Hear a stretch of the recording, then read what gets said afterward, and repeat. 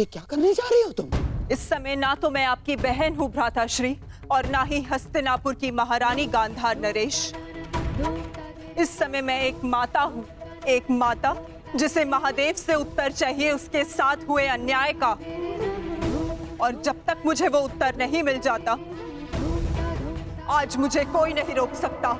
मूर्खता मत करो बहना। गांधारी, इस भांति अग्नि को आलिंगन देने से कुछ नहीं मिलेगा। इससे पूर्व मेरे आलिंगन में आने को शेष मेरा अंतिम पुत्र भी काल के गाल में समा जाए, महादेव को मेरे प्रश्न का उत्तर देना ही पड़ेगा।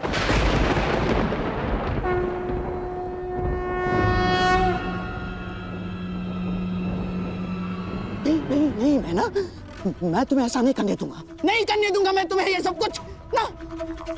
आप हस्तिनापुर की महारानी को आदेश दे रहे हैं गांधार राज?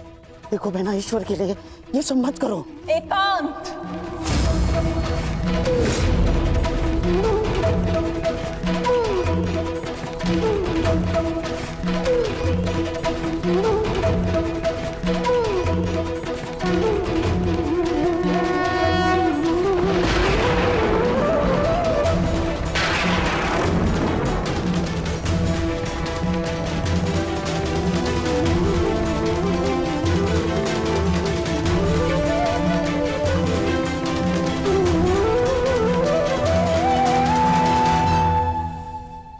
संहार के देव है ना महादेव, तो आज मैं स्वयं को संहार करके आपको प्रस्तुत करती हूँ।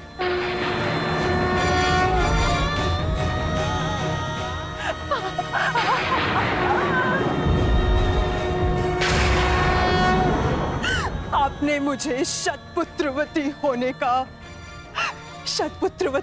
का वरदान दिया था महादेव, परंतु आज मैं आपसे ये जानना चाहती हूँ, क्यों आपने मेरा जीवन अभिशाप बना डाला महादेव?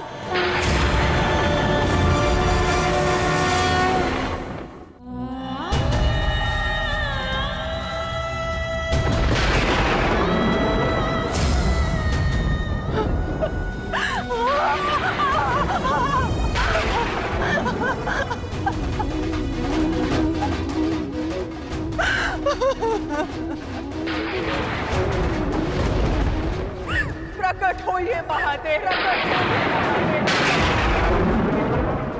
प्रकट होइए। आपने मेरे जीवन को एक जीती जागती चिता बना डाला है। ये माता अपने पुत्रों का हंसता हुआ मुख नहीं देख पाई,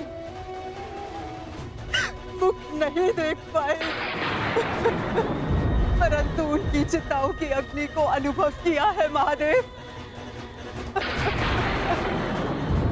या तो आप अपने उत्तर से मेरे मन को शीतलता दीजिए, अन्यथा मुझे जीते जागते जल जाने दीजिए।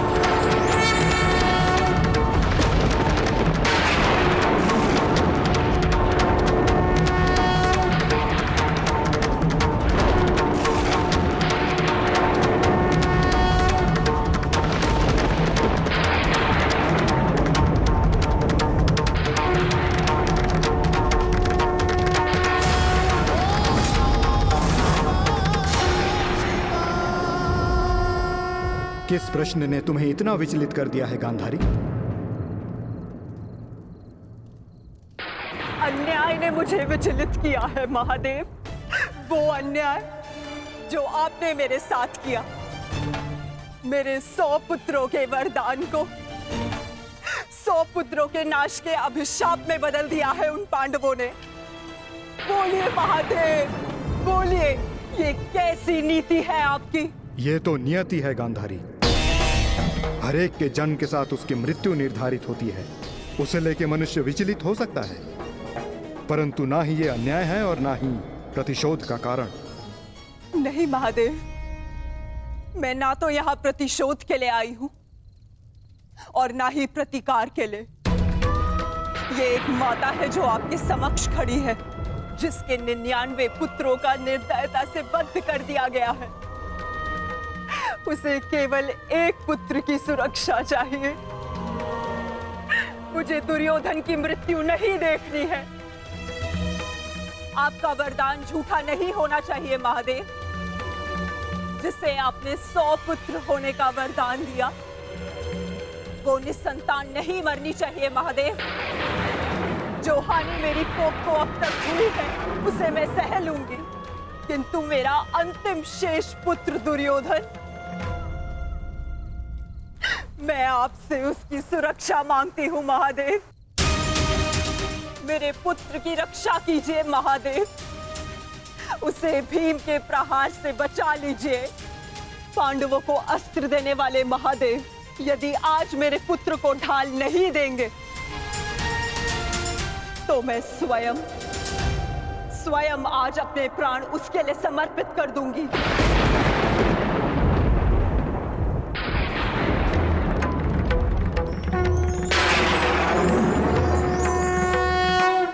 तुमने अपने पुत्र के साथ अन्याय किया है गांधारी। एक माँ अपनी संतान को देख देख जितनी प्रसन्नता पाती है, उसकी संतान अपनी माँ की दृष्टि से उतनी ही शक्ति भी पाती है। परंतु मैं कुछ समझी नहीं महादेव। तुम्हारे पुत्र की सुरक्षा अब तुम्हारे हाथ है गांधारी।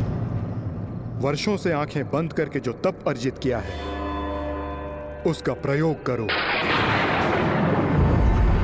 तुम्हारी दृष्टि तुम्हारे पुत्र के शरीर को वज्र का बना देगी।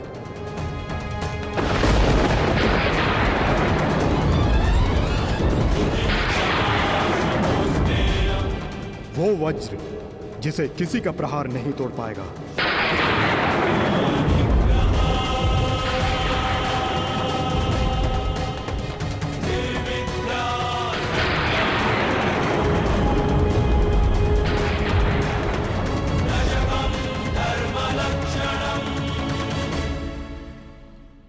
ये आपने क्या कर दिया महादेव? आप स्वयं धर्म स्वरूप हैं महादेव। फिर धर्म स्थापना में आप बाधा कैसे बन सकते हैं? धर्म स्थापना के लिए दुर्योधन का नाश आवश्यक है महादेव, और आपने दुर्योधन को अटूट ढाल दे दी। मैंने वही किया जो परिस्थिति के अनुकूल था। परंतु नियति के लिए तो प्रतिकूल था ना भोलेनाथ। मेरा परम भक्त यदि मुझसे कुछ मांगता है तो मैं उसे मना नहीं कर सकता माधव। ये तो आप जानते हैं। मानता हूं इसके कारण बार बार आपके समक्ष समस्याएं उत्पन्न होती हैं, परंतु मुझे विश्वास है कि हर बार की भांति इस बार भी नारायण इस समस्या का हल निकाल ही लेंगे। मैं अपनी व्यवस्था से बंधा था, परंतु आप अपना कार्य पूर्ण करने के लिए स्वतंत्र हैं।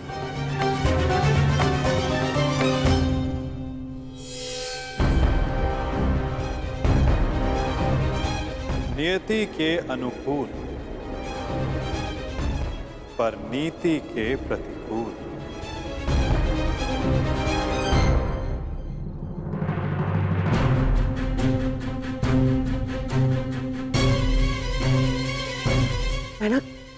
मैना क्या हुआ? महादेव ने दर्शन दिए?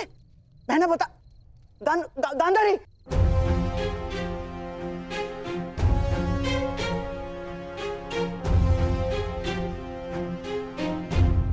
महारानी। दासी, युवराज दुर्योधन से कहिए मैंने उन्हें अपने समक्ष प्रस्तुत होने का आदेश दिया है, तुरंत।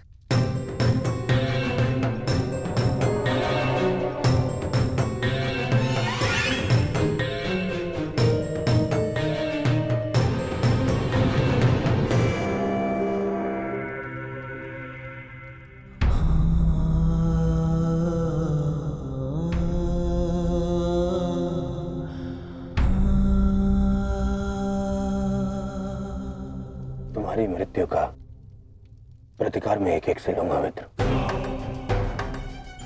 और पांडवों को छोड़ूंगा नहीं। उन्हें तुम्हारे साथ किए गए अन्याय का प्रतिकार चुकाना होगा मित्र।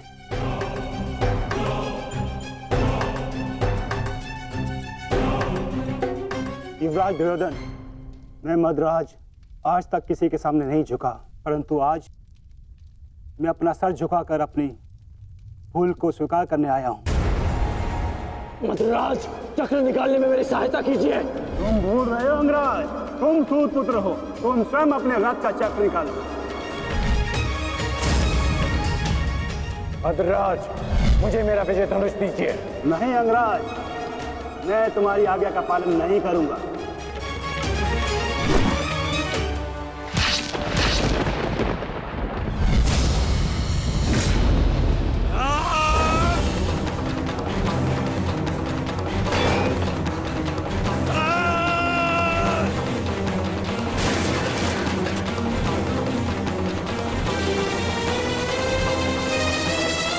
लज्जा नहीं आती है आपको? जिस कर्म को करने के पश्चात मृत्यु मांगनी चाहिए, उसके लिए क्षमा मांग रहे हैं आप? ऐसे कर्म को करने के पश्चात आपका अब साहस कैसे हुआ मुझसे क्षमा मांगने के लिए? चक्र रथ को निकालने में सहायता की होती, दिखण को उसका विजय धनुष दे दिया होता तो आज एक धनुर्धारी मरता, परंतु वो कर्ण नहीं अर्जुन होता। आपने अपनी व्यक्तिगत शत्रुता मिटाने के लिए एक योद्धा के कर्तव्य से विश्वासघात किया। मन तो करता है कि वध कर दूं आपको। आप जानते हैं क्या मद्रराज, ये आपका झुका हुआ सर, ये आपके लिए सबसे बड़ा दंड है।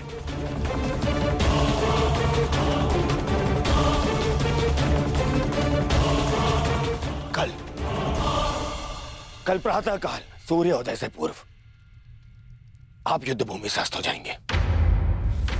मैं आपका मुख नहीं देखना चाहता।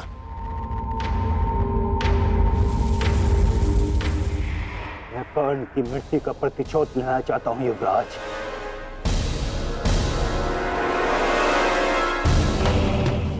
आप लेंगे प्रतिशोध, मैं लूंगा प्रतिशोध, और उसके लिए मुझे आपकी आवश्यकता नहीं है। प्रतिशोध लेंगे। किंतु मुझे पश्चाताप के अवसर की आवश्यकता है युवराज। मैं आपको निराश नहीं होने दूंगा। महारथी कर्ण का सारथी बनकर जो मैं नहीं कर सका वो मैं अब करूंगा, अपने कर्तव्य का पालन। युवराज की जय हो। महारानी ने आपको इसी समय अपने कक्ष में प्रस्तुत होने का आदेश दिया है।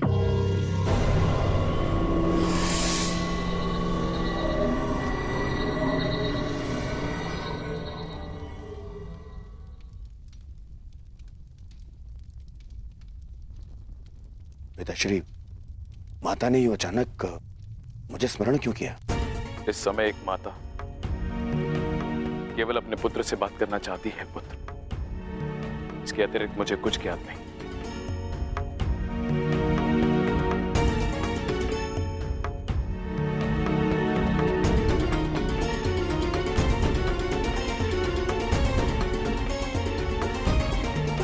प्रणिपात माता, आपने मुझे स्मरण किया।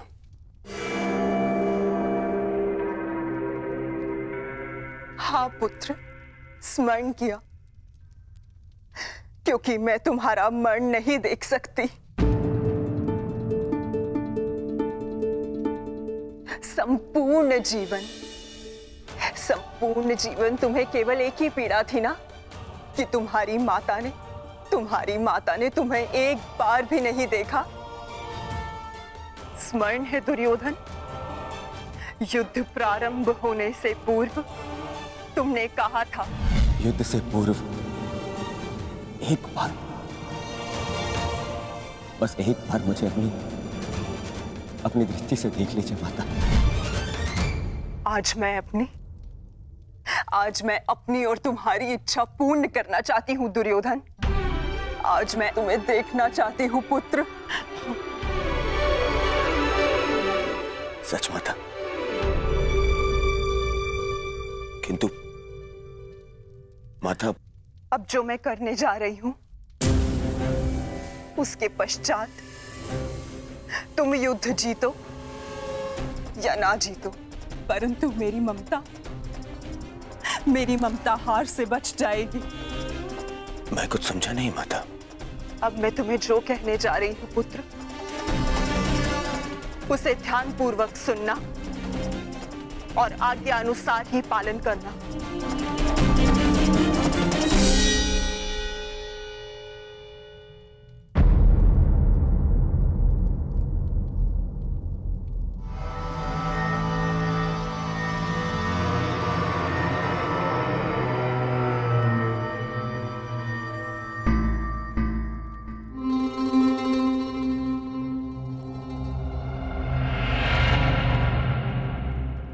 दुर्योधन, क्या हुआ? क्या कहा गांधारी ने? और उसने तुम्हें क्यों बुलाया था? गंगा स्नान के लिए जाना है मामाश्री। गंगा स्नान? किंतु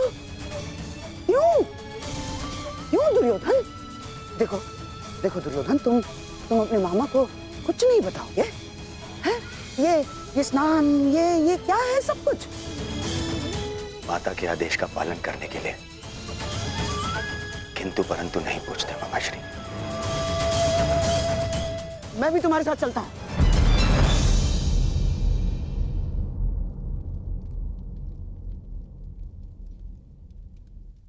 नहीं मामाश्री, ये यात्रा मुझे अकेले करनी है।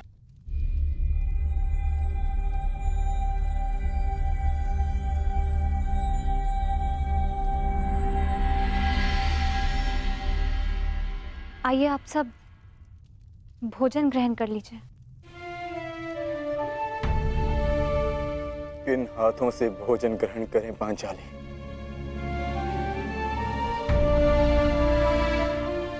इन हाथों से जो अपने ज्येष्ठ के रक्त से रंगे हुए हैं।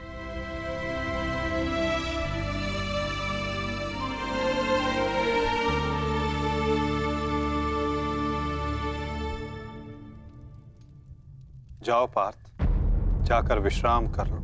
कल प्रातः पुनः युद्ध प्रारंभ होगा और उस युद्ध के लिए सज्ज रहना होगा तुम्हें। परिवर्तन के लिए ज्येष्ठ ने अपना जीवन त्याग दिया। कुछ परिवर्तनों को लाना नहीं होता पार्थ, उन्हें होने देना होता है। तुम अपना कर्तव्य करो पार्थ। फल हो या परिवर्तन, जो भी होगा स्वयं होगा।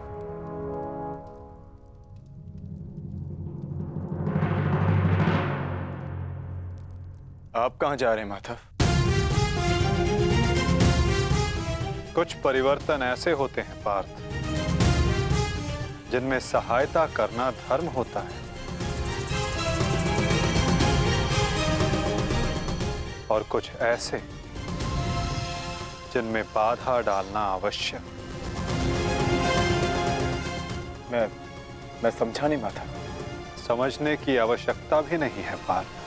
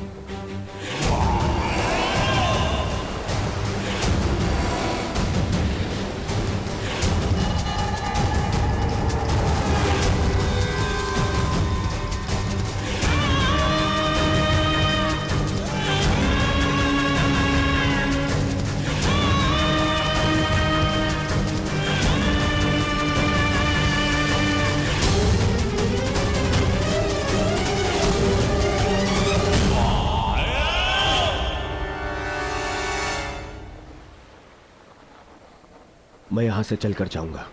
क्षमा करना युवराज, किंतु माताश्री का आदेश है। मुझे पूर्णतः निर्वस्त्र होकर उनके समीप जाना है। परंतु यहाँ से महल तक का मार्ग बहुत लंबा है प्रभु। आपको कुछ पहनना होगा। अगर प्रजा की दृष्टि में आए तो राजवंश उपहास का भाजन बनेगा।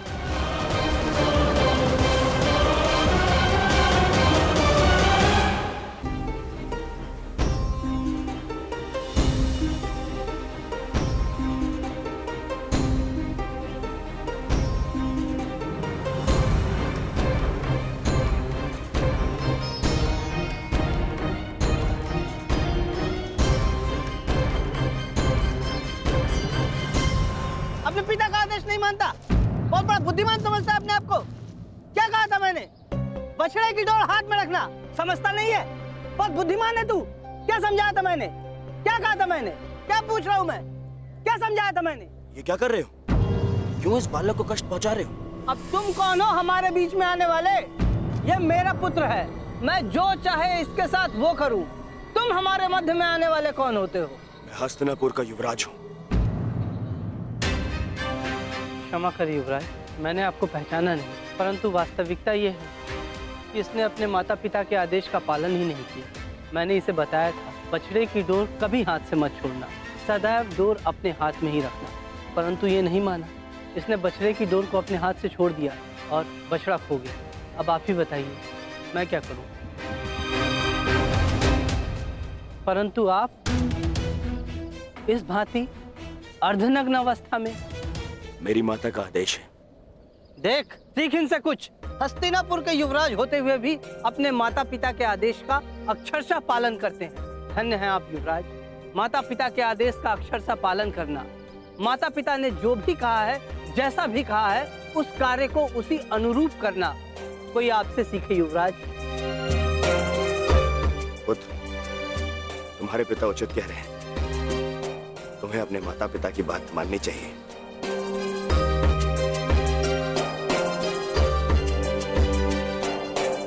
माता पिता के आदेश का अक्षरशः पालन करना, माता पिता ने जो भी कहा है, जैसा भी कहा है, उस कार्य को उसी अनुरूप करना कोई आपसे सीखे युवराज।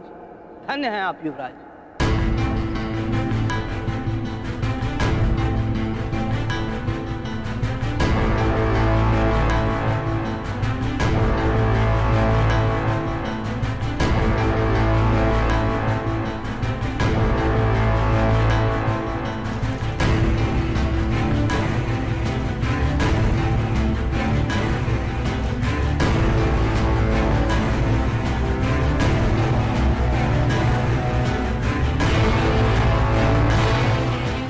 माता के आदेश का पालन कर रहे हो दुर्योधन, परंतु गंगा स्नान के पश्चात यूं वस्त्रहीन क्यों होकर आए हो? माता श्री का आदेश है मामाश्री, निर्वस्त्र होकर आना है। बुद्धिहीन हो दुर्योधन। माता के लिए तो बालक ने गर्दन से नीचे भी वस्त्र ना पहना हो तो वो नग्न कहलाता है। और शास्त्रों में भी लिखा है कि युवा होने के पश्चात एक पुत्र ने अपने माता के समक्ष और एक भाई ने अपने बहन के समक्ष निर्वस्त्र नहीं जाना चाहिए। पुत्र पौत्र वाले हो गए हो ना दुर्योधन, न जाने तुम्हें बुद्धि कब आएगी। माता के समक्ष यूं अवघड़ बनकर जाओगे?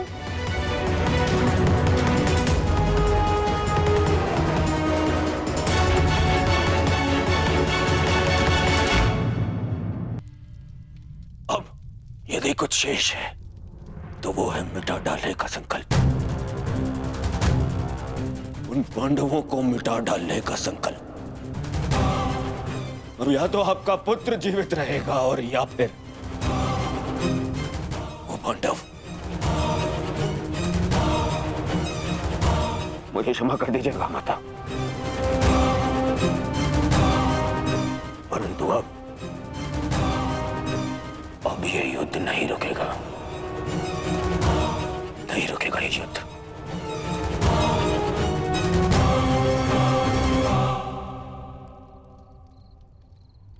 क्या हुआ माधव? शांति के साथ अधीरता का ऐसा मिश्रण मैंने आप में कभी अनुभव नहीं किया।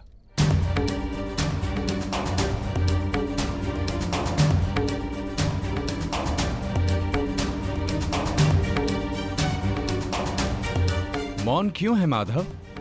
क्यों आप हर बार उस योद्धा का अंत कर देते हैं जो इस युद्ध का अंत कर सकता है?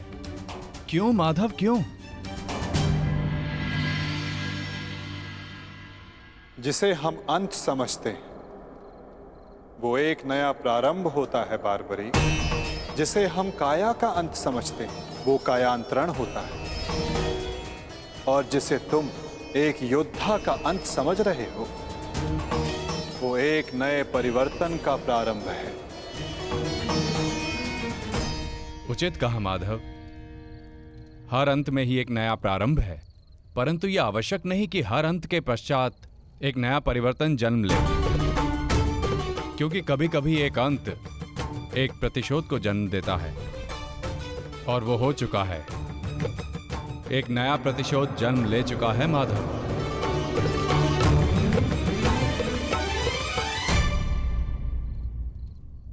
नहीं जानती थी, नहीं जानती थी मैं कि 100 पुत्रों की माता होने के गर्व के पश्चात 100 संतानों के वध का दुख भी सहना होगा। यही प्रश्न मेरे मन में बार बार उत्पन्न होता है गांधारी। जब महादेव ने तुम्हें स्वयं शतपुत्रवती बनने का वरदान दिया है तो क्यों वही एक एक करके हमारे पुत्रों को निगल रहे हैं?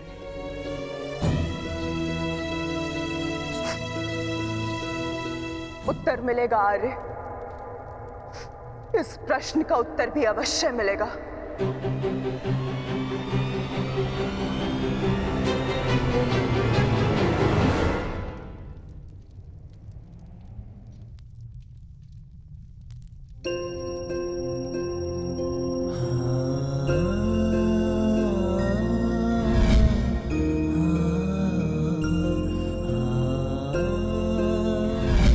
ये श्राप मुझे क्यों नहीं मिला कि मैं युद्ध में बाण चलाना भूल जाऊं?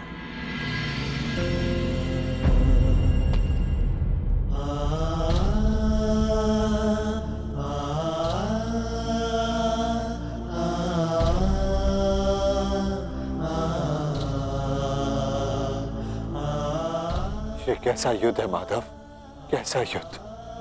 न्याय के लिए हमने अपने ही ज्येष्ठ का रक्त बहा दिया, और क्या बलिदान मांग रहा है ये महायुद्ध हमसे? कब होगा, कब होगा इस महाविनाश का अंत माधव, कब होगा? माधव, कुछ समझ नहीं आ रहा। धर्म और वचन का पालन करते करते ये हमसे क्या अधर्म हो गया? मैं तुम सबके मन की इस व्याकुलता को समझ सकता हूं।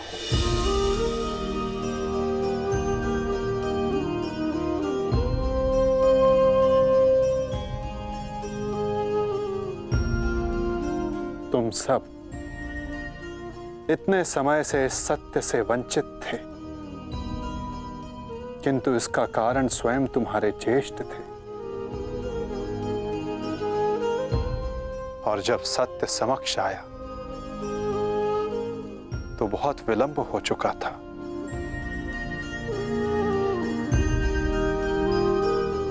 नकुल, सहदेव, ये तुम्हारा उत्तरदायित्व है कि अपने ज्येष्ठ के इस बलिदान गाथा को इस संसार में सुनाकर सदैव इस संसार के हृदय में जीवित रखो।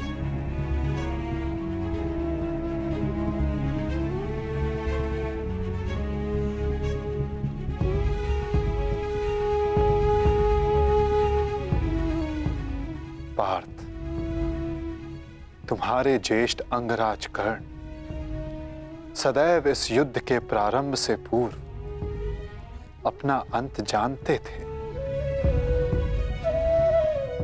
वो इस युद्ध का परिणाम भी जानते थे पार्थ।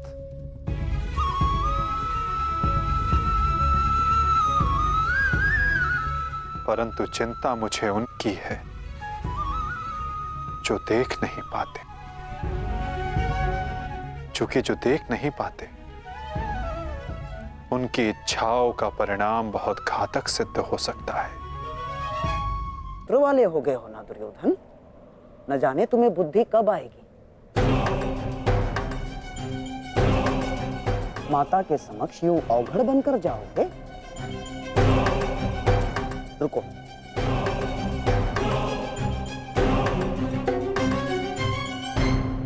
लो, कम से कम इसे अंगवस्त्र बनाकर धारण करो। लो दुर्योधन।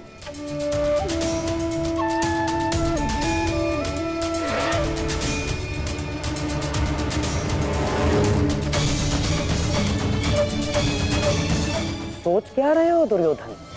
देखो, मेरी बात मानो, तुम्हारा इस दशा में जाना उचित नहीं होगा। ठीक है मामाश्री।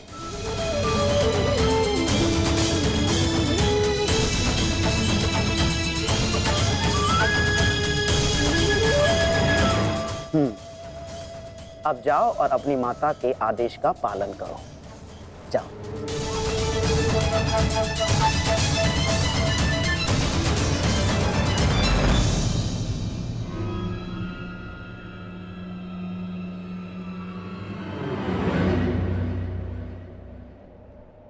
कहां से आ रहे हैं युवराज? तुम यहाँ क्या कर रहे हो वासुदेव? और इससे तुम्हें क्या कि मैं कहां से आ रहा हूं? मेरा कुछ नहीं युवराज, परंतु जब आपकी माता ने अपने समक्ष आपको नग्न अवस्था में आने का आदेश दिया है, तो फिर आप ये पहनकर क्यों जा रहे हैं?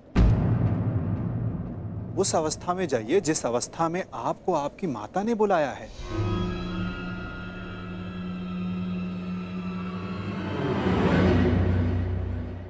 देखिए युवराज, जब माता पिता कोई आदेश दें तो बिना संकोच करे उनके आदेश का पालन करना चाहिए।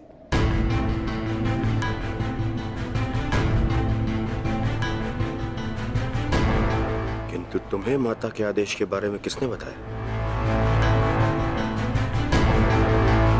नहीं, तुम छलिए हो। तुम फिर से अवश्य मुझे किसी छल में बांधना चाहते हो। मेरी माता के सामने मुझे लज्जित करवाना चाहते हो।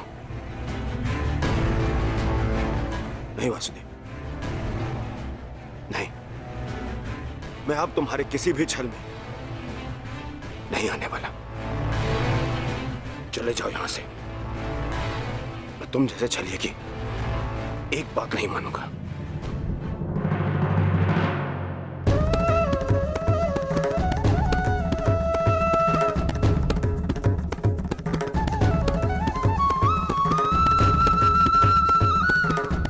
मेरी एक बात नहीं मानना चाहते दुर्योधन, परंतु बात मेरी ही मानिए।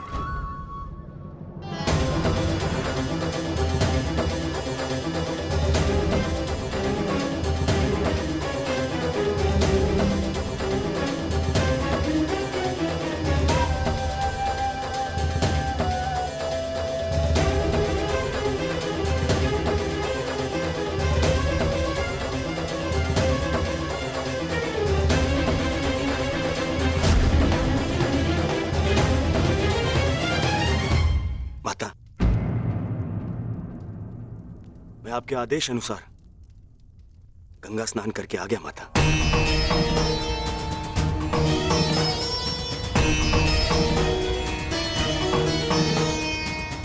मैंने जैसे कहा था तुमने वैसे ही किया है ना पुत्र?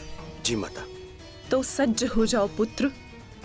अब मैं तुम्हारे शरीर को वज्र का बनाने जा रही हूं।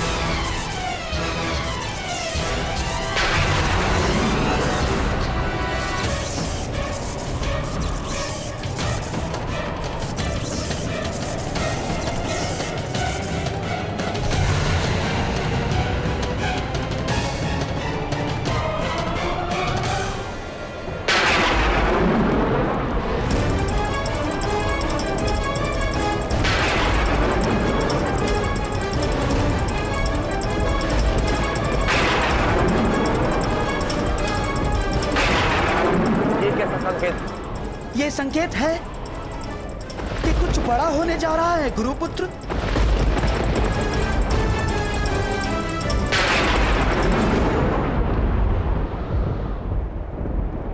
ये सब क्या हो रहा है आर्य? आपके गांडीव से ये स्वर कैसा? ये स्वर गांडीव की प्रत्यंचा का नहीं है पांचाली, मेघ गर्जन का है। परंतु कुछ समय पहले तक आकाश में ऐसा कोई संकेत नहीं था। मुझे भी समझ नहीं आ रहा है, जैसे आकाश में वज्र खड़क रहा हो और प्रतीत होता है कि इंद्रदेव की दृष्टि टेढ़ी हो गई है।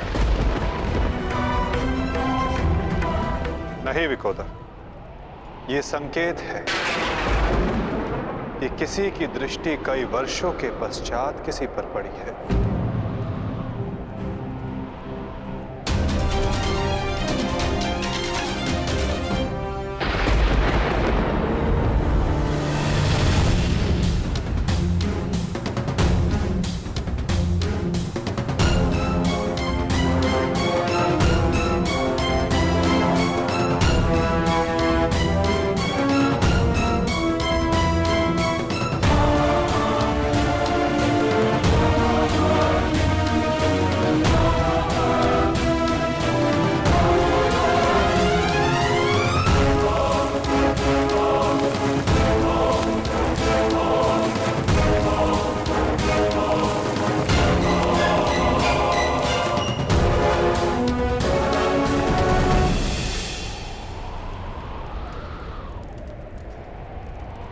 मेरा मंतव्य पूर्ण हुआ पुत्र।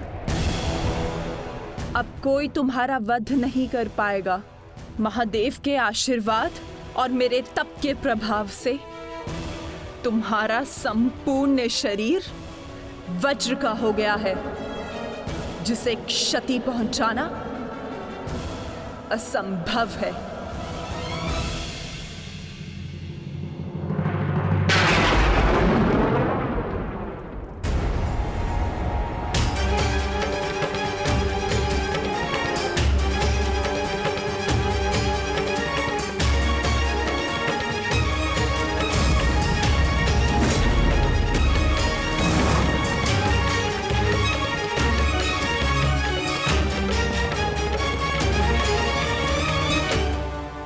क्या किया दुर्योधन? मैंने तुम्हें निर्वस्त्र होकर मेरे समक्ष प्रस्तुत होने का आदेश दिया था, तो तुम क्यों ये अंतर्वस्त्र पहनकर आए? माताश्री, बहना, क्या हुआ? क्या हुआ? क्या हुआ बहना? महादेव के वरदान का उपयोग करने के लिए मैंने दुर्योधन को निर्वस्त्र मेरे समक्ष प्रस्तुत होने का आदेश दिया था, ताकि इसका सारा शरीर वज्र का बन जाए। परंतु ये क्यों किया दुर्योधन? ऐसा क्यों किया?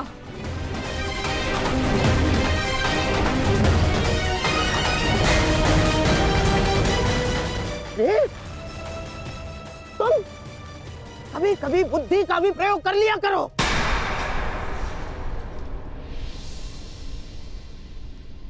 क्या कह रहे हैं मामाश्री?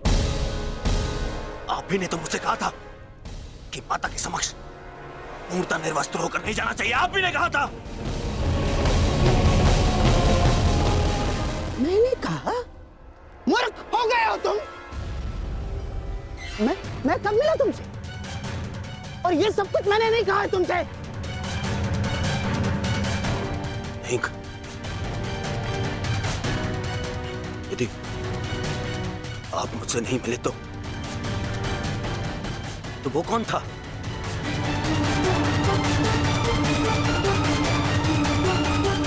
आपके पश्चात मुझे वो छलिया वासुदेव मिला था।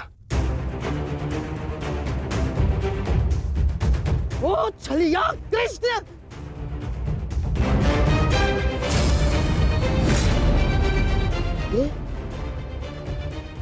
ये सब उस छलिए का किया धरा है दुर्योधन। मैं यहाँ से चलकर जाऊंगा, माताश्री का आदेश है। परंतु यहाँ से महल तक का मार्ग बहुत लंबा है प्रभु, आपको कुछ पहनना होगा। परंतु आप इस भांति अर्धनग्न अवस्था में। मेरी माता का आदेश है माता पिता के आदेश का अक्षरशः पालन करना कोई आपसे सीखे युवराज। माता के समक्ष यूं अवघड़ बनकर जाओगे? लो, इसे अंगवस्त्र बनाकर धारण करो। जब आपकी माता ने अपने समक्ष आपको नग्न अवस्था में आने का आदेश दिया है, तो फिर आप ये पहनकर क्यों जा रहे हैं? उस अवस्था में जाइए जिस अवस्था में आपको आपकी माता ने बुलाया है।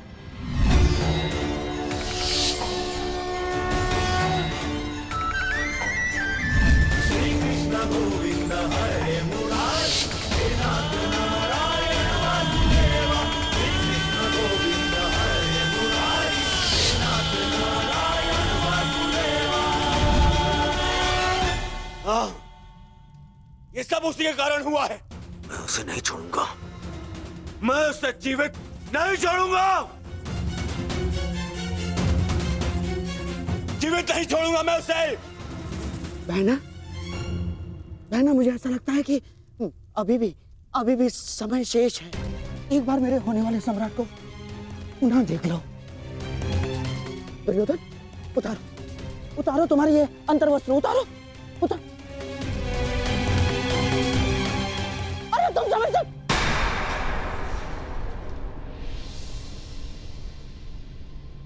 कुछ नहीं बचा अब, कुछ नहीं बचा। वर्षों से संचित किया तप मैंने समाप्त कर दिया है भ्राताश्री। इसके पश्चात कुछ नहीं हो सकता।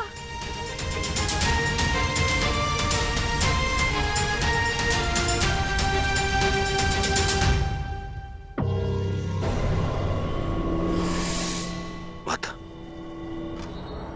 मुझे क्षमा कर दीजिए, परंतु जितना आपने दिया वो पर्याप्त है माता। मेरे मित्र का प्रतिशोध लेने के लिए, उन पांडवों का अंत करने के लिए इतना भी पर्याप्त है माता। कमर से ऊपर सब कुछ वज्र का बन गया है माता, और नियम अनुसार भीम कमर से नीचे गदावार नहीं कर सकता।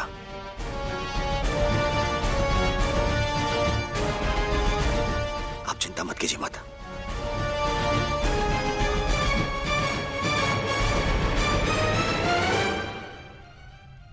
मुझे मेरे युद्ध के लिए सज्ज होना है। मुझे आज्ञा दीजिए माता।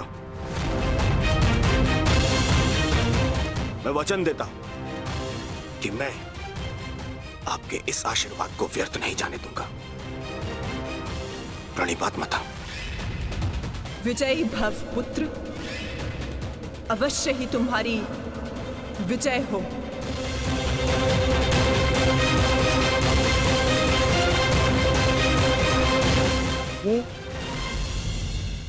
ये सारा खेल उस छलिए कृष्ण का रचा हुआ है बहना। इसीलिए इस समय उसके मस्तिष्क में कोई ना कोई चाल तो अवश्य चल रही होगी। आप कहना क्या चाहते हैं भ्राताश्री? इसने जरासंध जैसे महायोद्धा के 2 टुकड़े करवा दिए।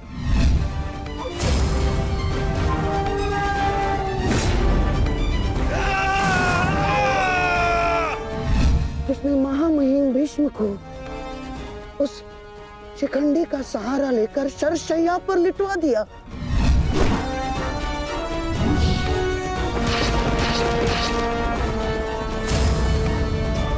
जिसने महाधनुर्धर अंगराज कर्ण का वध करवा दिया बहना। मुक्त करो अंगराज को पार्थ, अंजलि का अस्त्र का प्रयोग करो। वही उद्धव, वही माधव, वही योगेश्वर, वही नटवर, वही छलिया। उसके मस्तिष्क में इस समय कोई ना कोई योजना अवश्य चल रही होगी। नहीं, इस बार मैं कृष्ण को कोई छल नहीं करने दूंगी। समय आ गया है। आज के महायुद्ध के लिए सज्ज हो जाओ।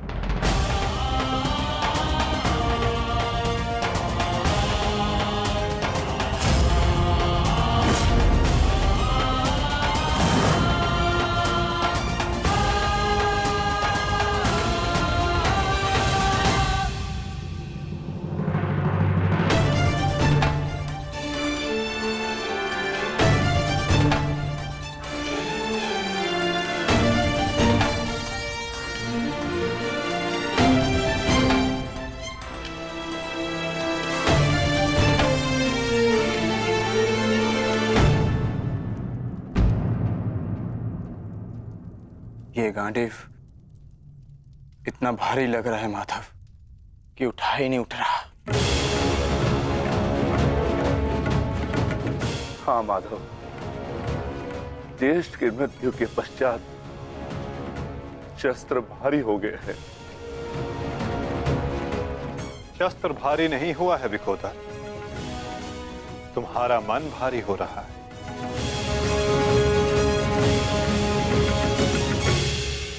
शस्त्र भारी नहीं हुआ है विकोदर, तुम्हारा मन भारी हो रहा है। मन को हल्का करो, भुजाओं में बल स्वतः आ जाएगा।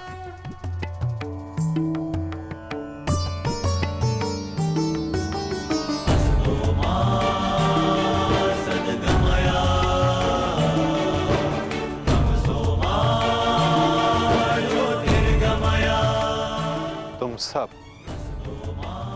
अपने ज्येष्ठ कर्ण के लिए उनके मन की इच्छा, उनके लक्ष्य को पूर्ण करके अपने मन को हल्का कर सकते हो।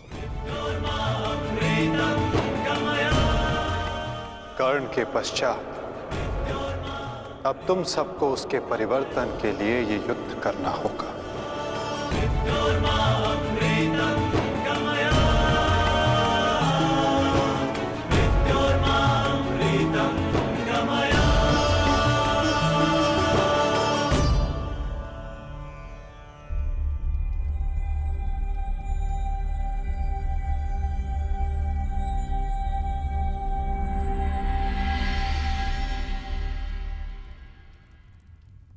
तुम्हारे ज्येष्ठ कर्ण का लक्ष्य उचित था, किंतु मार्ग अनुचित था, इसलिए वो पूर्ण ना हो सका। और तुम सबका मार्ग धर्मपथ है, सत्य है, परंतु तुम सबका लक्ष्य अनुचित था, प्रतिशोध। अब उचित मार्ग पे चलकर उचित लक्ष्य के लिए युद्ध करो, परिवर्तन के लिए युद्ध करो, और यही तुम्हारे ज्येष्ठ कर्ण के लिए सत्य में उचित श्रद्धांजलि होगी।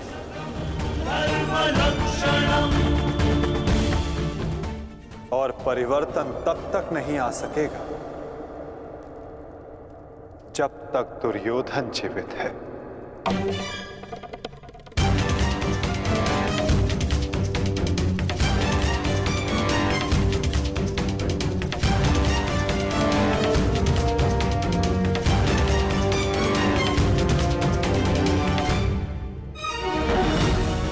कर्ण के पश्चात अब भी युद्ध भूमि में कुछ अपने हैं जो तुम सब के विरुद्ध खड़े होंगे। कर्ण का शरीर भले ही नष्ट हो गया, परंतु कर्ण की आत्मा, कर्ण की सोच अभी भी जीवित है, और ये सोच बहुत कुछ जीवित कर देती है।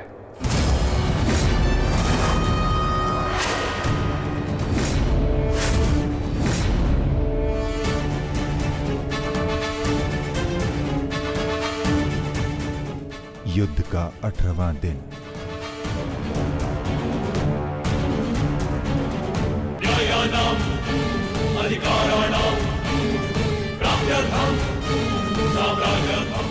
कर्ण उस दीपक की भांति है जो बुझने से पूर्व दूसरे दीपक को प्रकाश दे जाता है और फिर उस प्रकाश में लौट कर आता है।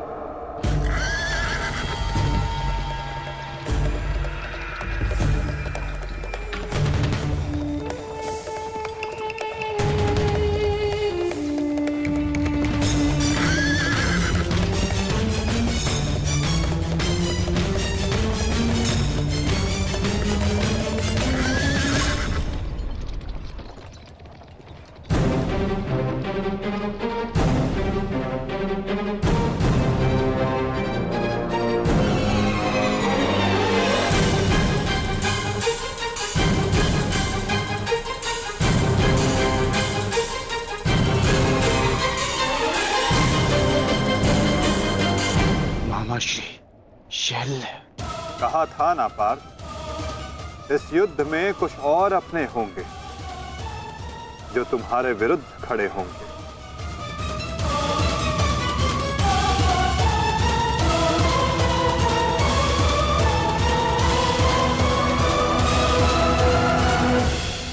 मैं जानता हूं मैं अंगराज नहीं बन सकता, परंतु मद्राज की साहस का दर्शन अवश्य होगा।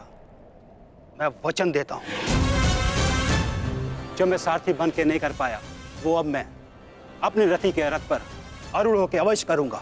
ये मेरा वचन है। मैं वचन देता हूं कि आज का दिन सदा स्मरण रखा जाएगा। न बंधु न सखा, न बहन न कोई भांजा, आज शल्य के लक्ष्य में कोई बाधा नहीं बनेगा। आज शल्य प्रायश्चित करेगा एक महान योद्धा के मृत्यु के सहायक होने के अपराध में। आज शल्य प्रायश्चित करेगा अपने अपराध का।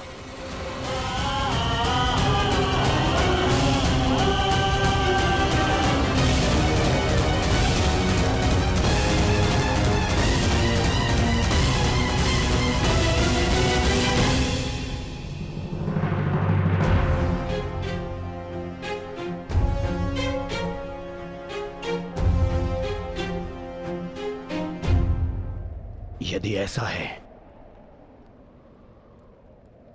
तो आज साथ मिलकर लड़ेंगे शैल्य।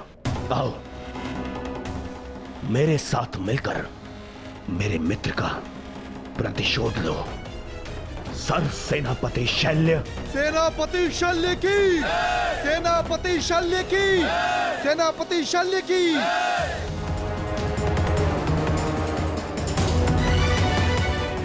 आज तुम बाण होगे और मैं ढाल।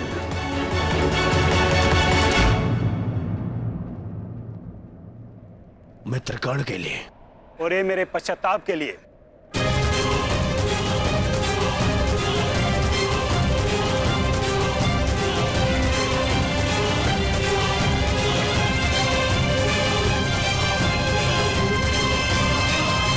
आक्रमण!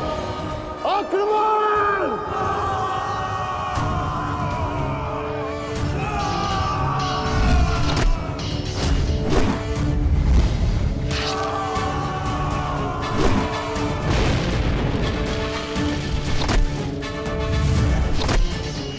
ये महारथी कर्ण के नाम।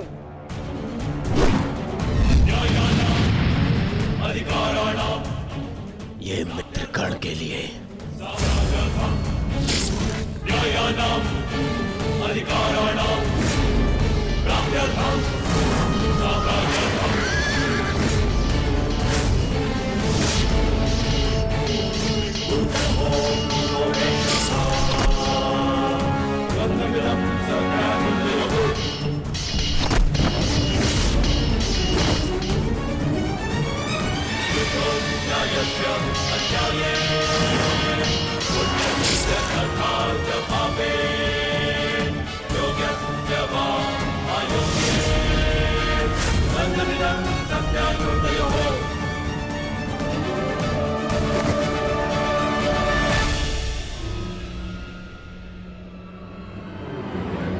क्यों पार्थ,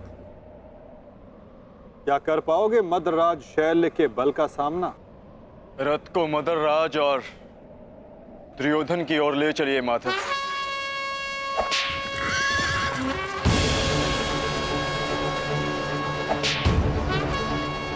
आरती उस ओर चलो।